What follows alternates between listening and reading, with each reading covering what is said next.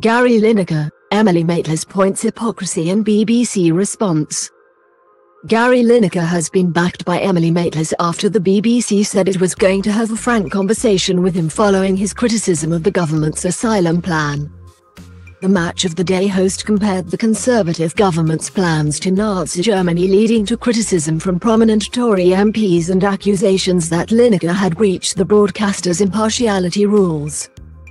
Maitlis, who previously presented Newsnight for the BBC, pointed to the hypocrisy of Lineker being allowed to air his political views on Qatar's human rights record during the World Cup but not issues at home. Curious that Gary Lineker was free to raise questions about Qatar's human rights record, with the blessing of the BBC, over the World Cup, but cannot raise questions of human rights in this country if it involves criticism of government policy.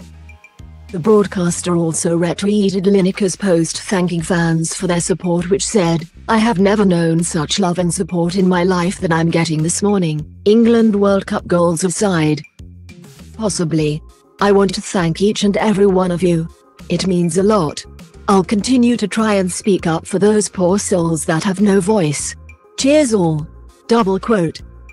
Since leaving the BBC in 2021, Maitlis has been critical of the organisation's willingness to back down over complaints from the government over their political coverage. Maitlis was reprimanded in 2020 by the BBC for her interview with Dominic Cummings, which the broadcaster said did not meet their standards for impartiality after the then government advisor appeared to break lockdown rules. She left the BBC at the end of 2021 to join LBC for the podcast The News Agents, which she co-hosts with John Soppel and Lewis Goodall. Watch below. Labour, Gary Lineker's comments were wrong.